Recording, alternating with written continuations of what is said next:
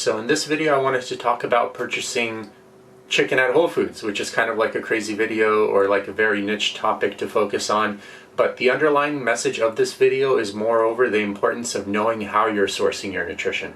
So for example, if a person is looking to lose body fat, something like very simple, they'll study about, calories, how to structure their macronutrients, maybe in terms of how to distribute their fats, carbohydrates, and proteins. But do people rarely focus on how to actually source those macronutrients? Because that's going to have a huge impact on your overall goal of losing body fat and your overall health as well. And what I mean by that is basically the emphasis or the focus on, should I be buying factory farm food? Should I be buying food at Costco? Should I be buying like supermarket level organic?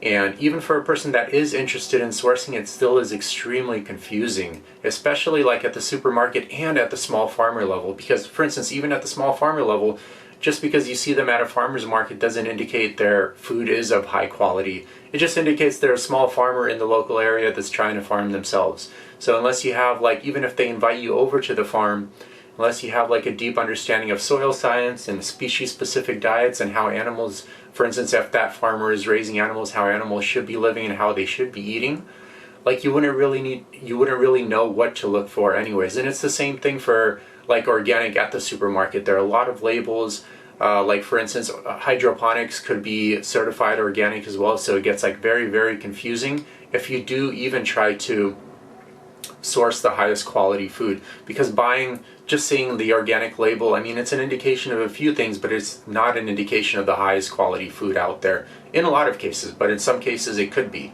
So basically in this video I wanted to go over free range chicken that's typically sold at Whole Foods. They basically have two different categories. They have their in-house brand, which is the 365. Since in my area they have Mary's Chicken, which sources their chicken from Pittman Farms.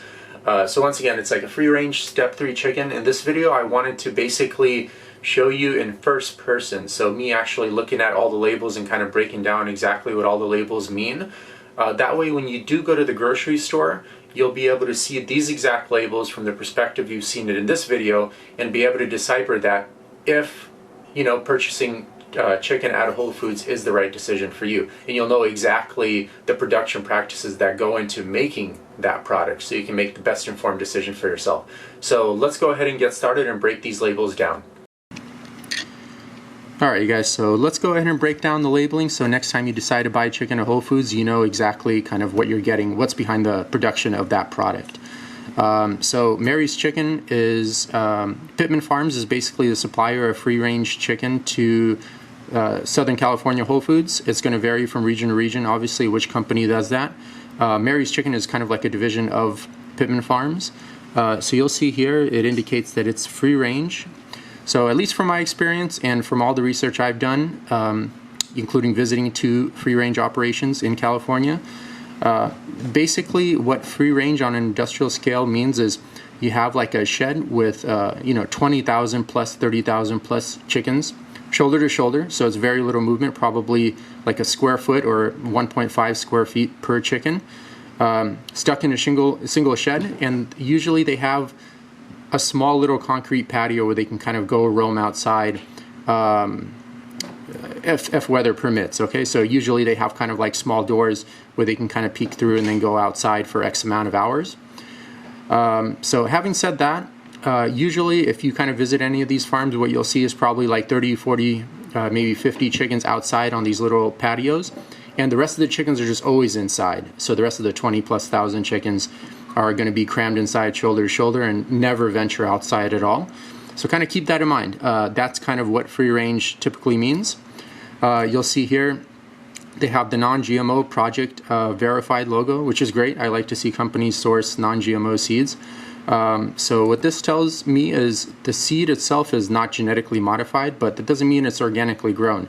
And not genetically modified in the sense that it's not modified through transgenesis. So when they kind of basically create a seed that wouldn't ever happen in nature on its own, that's kind of resistant to some kind of a pest of some sort or some kind of chemical. So they're sourcing non-GMO seeds, but once again, it doesn't mean it's organic. So they can source a seed that hasn't been genetically modified through transgenesis, but still grown with pesticides. Most likely that's what's happening here, and most likely they're kind of sourcing corn and soy because that's what's most accessible in poultry production. It gets the birds to grow very quickly, and it's still like a very expensive portion of the operation, but it's a lot cheaper than other forms of feed. So having said that, having said that, and another important thing is, since they're sourcing, remember, chickens are omnivores. They eat like bugs, insects, grass, seeds, all that stuff. They could also eat corn and soy, but when they're predominantly fed corn and soy, which happens in kind of like confinement operations, such as typical free-range operations, what's going to happen is basically it ruins a natural balance of omega-3 to omega-6 in that meat fiber. So typically it's going to shoot the omega-6 up while keeping the omega-3 constant, so kind of ruining the ratio between omega-3 and omega-6, which will make the food group like pro-inflammatory, okay? Especially if you're trying to lose weight or you have joint issues or stuff of that sort. You don't want like another source of inflammation in your body. So if you eat a lot of meat that has, like a high ratio of omega-6 to omega-3, that's going to produce inflammation in your body. So chicken in general, it's going to have a bit of a higher omega-3 or omega-6 to omega-3 ratio than usual because they usually are supplemented with corn and soy, but in industrial operations, that's predominantly all they're given. So as compared to a pasture-raised operation where they get to roam outside and they're eating worms and everything, have more of a balanced diet, so you have more of an ideal ratio of that omega-3 to omega-6. So that's probably the most important thing to consider, in my opinion. So here they go, no added water, okay. No antibiotics ever, that's great. Gluten-free, yes, because it's a meat product. No preservatives, raised without added hormones. So raised without added hormones, just to give you a perspective, hormones aren't used in the poultry industry in general. It's not like economically practical first, and it's just too annoying to kind of use with such large number of birds. So in general, no one uses it, and it's illegal too, but they just kind of put that on there because they think basically people presume that those drugs are used in the poultry industry because how do you get the bird to grow so fast? But basically they get the bird to grow so fast by not allowing it to move around, so not allowing it to roam free outside, keeping the feed always very close to them, and usually kind of keeping the lights on all day in the industrial sheds as well. That way they're kind of awake and eating the whole entire time too. And also typically they have birds that are bred to put on weight a lot faster too. That's typically how they get them to grow very, very quickly. There's also growth antibiotics, but it looks like they're not using it here, so it's probably not existent with this company. So air chilled, it's more of a processing method that has basically nothing to do with in terms of how the bird is living on the farm. That's when they go to the slaughterhouse, and it's a way to kind of cool off the chicken and also kind of clean it off without the alternative being dipping it into like basically when they get all chopped up and everything, running them through a chlorinated pool. So that pool, obviously, if you're processing thousands or hundreds of thousands of chickens in this one facility per day, you're going to have like a lot of blood and all that stuff in that pool, and then it kind of contaminates the meat. But with air chilling, it's a more like sanitary processing method. So that's actually a good thing to see. So so there's the breakdown label there. So another brand of chicken you'll see at Whole Foods is 365. That's their own private label, and I don't know for sure, but most likely this chicken actually does still come from the Pittman Farms. So they let the Pittman Farms through Mary Chicken sell that at the store, but then also private label through this company here, because everything on the label looks exactly the same. So I'm going to presume this comes from Pittman Farms as well, but the labeling is slightly different. So if you do want to purchase from Whole Foods, their exact private label, here's how to break it down. So just like with the other one, air chilled, that's the processing method. No retained water. It's good to see. Fresh chicken, hopefully.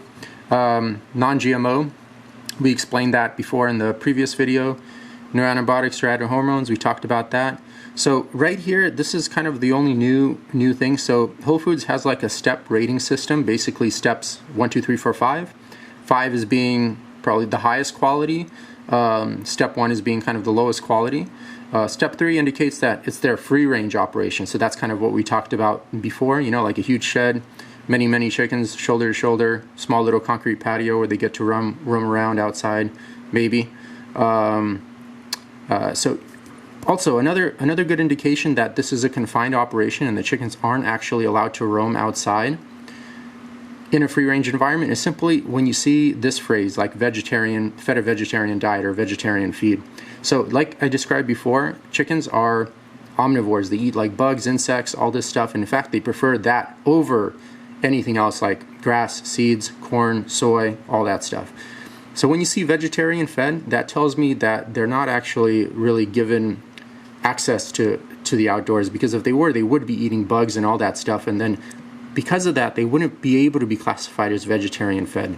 So when you see vegetarian fed, that basically indicates they're probably most likely fed corn and soy. And since I'm not seeing a USDA organic label here, they're most likely fed factory farmed corn and soy. So that means they're being produced with a lot of pesticides and other different biocides, and that's going to basically make it into the nutritional profile of the chicken, and then you're going to be eating that, so you're going to be getting trace amounts of a myriad of different pesticides, herbicides, fungicides, whatever they're using to grow that corn and soy crop in that specific area. So that's that. So the next brand of chicken you're going to see at Whole Foods is Mary's Organic Chicken. So once again, it's going to vary from region to region, but I'm pretty sure the marketing and the labeling is all going to be the same across the board. So we talked about the non-GMO Project Verified logo. This is their organic brand, but understand that organic really, there's a lot that goes into it, but for the most part it means it's just like basically a factory farmed, but they're given organic feed and not allowed like industrial quantities of antibiotics and this and that. That's really kind of like the only difference between organic versus non-organic. So here you see USDA organic, you see non-GMO Project Verified. These are actually always good to see hand in hand. It means they're getting audited a little bit more in terms of their production practices. Here we'll see no preservatives. So once again, like we talked about before, this is supposedly their free range. Yeah, so it says free range right here, their free range line. But once again, like we talked about, when you see free range, you kind of like mentally presume outdoor access. They're running outside in the sun, eating bugs all day. But then you see vegetarian fed, so it's kind of deceptive. It's like, oh, how could they be vegetarian fed if they're running outside 24/7? So in this case, like we talked about before, a huge shed, 20, 30,000 chickens, small concrete patio most likely. I never actually been to this farm, but I have been to a few free range farms, and from my research online as well, they're kind of most likely like that, in my opinion. And then vegetarian fed indicates that fed nothing but corn and soy, and we talked about how that impacts the important micronutrient of the omega-3 and omega-6 ratio. So once again, raised without added hormones, we talked about that. Air chilled, talked about that. So boom, broken down. All right, and the last series we're going to go over is basically the whole chicken versions. So the labeling is all the same of what we just went over before in the pieces. So once again, Whole Foods private label 365. This is Mary's Chicken. Most likely this is this company right here, but they just kind of private label it through Whole Foods. And all the labeling is the same, so you kind of see organic. And honestly, buying like a whole chicken can save you quite a bit of money than buying it in pieces. So if you do want to opt for that and kind of have more of an affordable organic diet. But all labeling is the same, so you'll see it has USDA organic, so that means they're fed organic, most likely corn and soy in this situation. You got free range, we talked about that. Air chilled, we talked about that. You see the non-GMO Project Verified logo, right? And the same exact logos on here. So USDA organic, you see the step 3, we talked about the steps before, and all the same stuff, no antibiotics, organic vegetarian diet, we covered what that meant, etc., etc. So I hope this kind of breaks it down and makes it all very easy for you to make a decision for yourself. Alright guys, so I hope you found that video instructional and at least provided you with enough tools to kind of make the right decision for yourself. For me personally, I stopped buying chicken at Whole Foods simply because of a few variables. And I stopped buying chicken at the supermarket level in general because of pretty much these variables. One, I couldn't actually find pasture-raised chicken at the supermarket level. The best you're going to get is always free range, and that goes into 2. I couldn't find chicken at the supermarket level that's actually fed a species-specific diet. So in this case, chickens are omnivores. They're supposed to be eating bugs, insects, grass. They could be supplemented with corn and soy as well. But because they only sold basically free-range chicken at the supermarket level, and once again, we covered before, free-range indicates that you have like 20 to 30,000 of these chickens stuck in a single warehouse, and they're basically given a small little patio to go roam outside. They're not rotated onto fresh pasture. So because of that, they have to be supplemented with a tremendous amount of corn and soy. And then when you feed omnivores basically a vegetarian diet, that's why it says vegetarian fed, and vegetarian diet in the sense that they're being fed a tremendous amount of corn and soy, that's going to really hinder the omega-3 to omega-6 ratio of micronutrients in that food group. So you're typically going to have like a lot of omega-6 to very little omega-3, and that's going to be very pro-inflammatory. So for people that eat that, that's just going to be another source of inflammation. So especially if you're trying to lose weight, the last thing you want is more inflammation in your body. You want ideally like an ideal omega-3 to omega-6 ratio, and you're not going to get that from chicken that's mainly relying on heavy amounts of grain, in particular like corn and soy. And the third reason is a lot of times these suppliers don't even live up to the claim of free range. So for instance, there was a investigative report done by Direct Action Everywhere, I believe in like 2017, where they found a Whole Foods free-range supplier and in Southern California, and they basically set up hidden cameras outside of their facilities running 24/7, and they found no chickens roaming outside at all. And they're basically selling this chicken as free-range to Whole Foods, and then Whole Foods was selling that to their customers. I'm not saying it's Whole Foods' fault, because how it works with supermarkets is the supermarket doesn't actually own these farms. They contract this work to farmers. And they might do like an initial inspection and might do a follow-up like once a year inspection, but then the rest of the time, who knows what they're doing. So in this case, the free-range chicken supplier to Whole Foods wasn't actually living up to their claim. They're basically running a factory farmed operation and then selling their chicken to selling their chicken as free-range to Whole Foods. So you can kind of like follow that article. I'm going to post it right over here. But basically, it's The Intercept. I forget exactly what it's called, but yeah, it's an investigative report done by Direct Action Everywhere. Also, another problem with finding free-range organic chicken is, once again, we just covered that they're supplemented heavily with corn and soy. But just because it's organic, a lot of times you have to also ask that company, like, where are you getting your corn and soy? Where are you getting your grains from? Because oftentimes, if they're getting it overseas, there's a lot of corruption at the broker level. So for instance, an investigative report done by Washington Post, I'm going to post it right over here, basically discovered that organic corn imported like from Turkey and other Eastern European, or conventional corn imported from Turkey and other Eastern European countries was basically swapped during the shipment. Paperwork changed, and all of a sudden the conventional corn became organic corn.